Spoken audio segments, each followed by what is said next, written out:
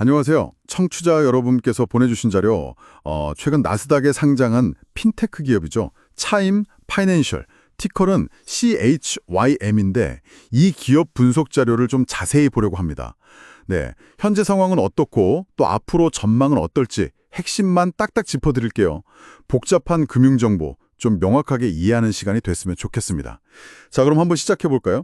차임이 2025년 7월에 나스닥에 상장을 했어요. 그쵸? 공모가는 27달러였는데 와, 첫날 시초가가 43달러? 장중에는 거의 45달러 가까이 44.94달러까지 갔다가 종가는 그래도 37.11달러로 마감을 했더라고요.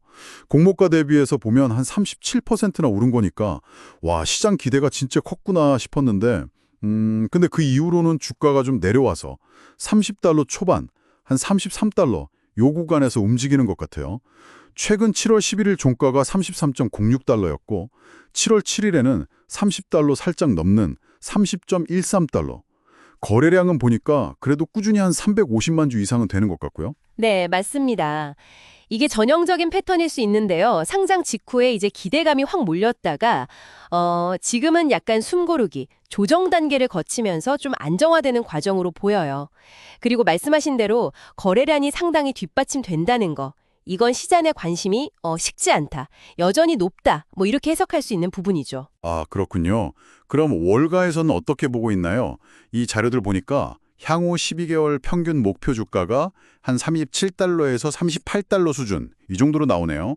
근데 좀 재밌는 게 최저 보는 데는 33달러, 지금이랑 비슷하고 높게 보는 데는 또 42달러까지도 보더라고요. 현재 주가보다는 한 15%에서 25% 정도는 더 오를 수 있다, 이런 평가가 많은 것 같은데 JP모건이나 모건스테일리 이런 데서는 목표가를 꽤 높게 39달러, 42달러 이렇게 잡고 매수 의견을 냈는데 또 UBS나 골드먼삭스 같은 곳은 한 34, 35달러 좀 보수적으로 보고 중립 의견이더라고요. 여기서 좀 의견이 갈리네요. 네, 그렇죠. 이게 딱 차임의 현 상황을 보여주는 것 같아요. 종합해보면 단기적으로는 지금 가격대에서 뭐 오르락내리락 할 수 있겠지만 중장기적으로 봤을 때는 그래도 점진적으로 상승하지 않겠냐, 이런 시각이 조금 더 우세한 것 같긴 합니다. 다만 방금 말씀하신 것처럼 분석가들 사이에서도 이견이 좀 있다는 점은 투자할 때 꼭 염두에 두어야 할 부분이죠. 성장성에 대한 기대랑 또 현재 밸류에이션에 대한 부담, 이 사이에서 저울질을 하고 있는 거죠. 네. 그 변동성 얘기도 좀 해야 할 것 같아요. 자료 보니까 주가 변동성이 상당히 크다고 나오네요. 상장 직후 고점 대비해서 벌써 35% 이상 빠졌었고 그 베타 계수라는 게 5.3에서 7.5. 와, 이거 엄청 높은 거 아닌가요? 주간 변동률도 7%가 넘는다고 하고요.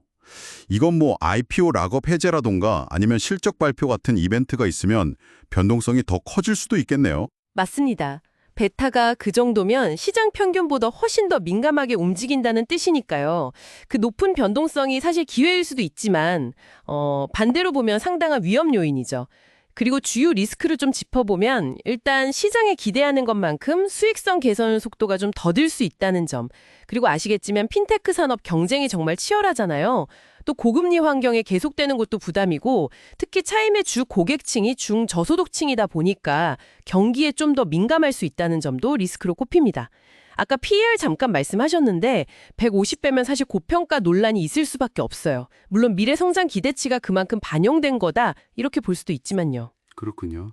근데 또 반대로 성장세 자체는 되게 뚜렷해요. 2024년 매출이 30% 늘었고 올해 1분기에도 보니까 32% 성장을 이어갔더라고요. 특히 그 조기 급여 지급이나 무수수료, 마이너스 통장 보호 같은 서비스들이 사용자들을 계속 끌어모으는 것 같고요. 제가 인상 깊게 본 건 미국 내 연소득 10만 달러 이하 인구 중에서 차임 이용률이 아직 5%가 안 된다는 거예요. 이건 뭐 앞으로 신규 고객 확보할 여지가 엄청나게 많다는 뜻이잖아요.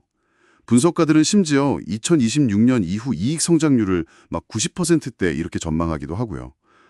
그리고 상장하면서 확보한 자금도 꽤 크죠. 8억 6천만 달러. 이것도 든든한 배경이 될 것 같고요. 네, 그 부분이 차임의 가장 큰 매력 포인트죠. 강력한 매출 성장세, 그리고 아직 공략할 여지가 많은 거대한 잠재 시장, 이걸 가지고 있는 거죠.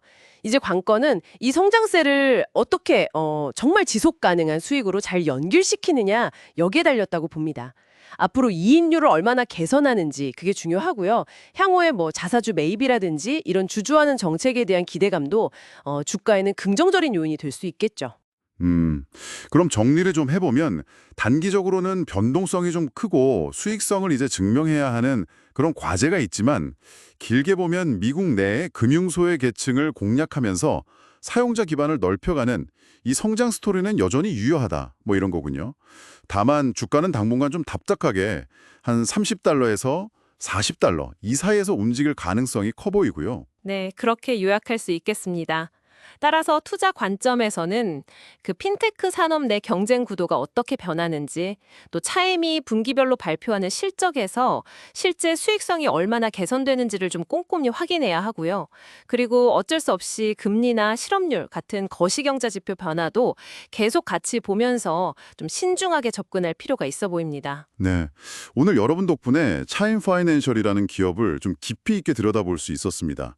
요약하자면 성장 잠재력은 큰데 동시에 변동성도 크고 수익성 검증이라는 숙제도 안고 있는 상당히 흥미로운 핀테크 주식이다. 이렇게 정리할 수 있겠네요. 지속적인 관심과 분석이 필요해 보입니다. 네, 마지막으로 제가 청취자분들께 한번 생각해 볼 질문을 던져드리고 싶은데요. 그 차임의 주 고객이 금융 접근성이 낮은 소위 말하는 금융소외 계층이라는 점이 상당히 독특하잖아요. 이걸 고려했을 때 단순히 뭐 시장 경쟁이나 재무지표 이런 걸 넘어서 혹시 이들 고객층의 어떤 경제 상황 변화라던가 아니면 예상치 못한 사회적 이슈 또는 핀테크 관련 규제가 갑자기 크게 바뀐다거나 이런 요인들이 차임의 장기적인 궤도에 어떤 좀 예측 불가능한 중대한 영향을 미칠 수 있을까요? 이 점을 한번 생각해 보시는 것도 꽤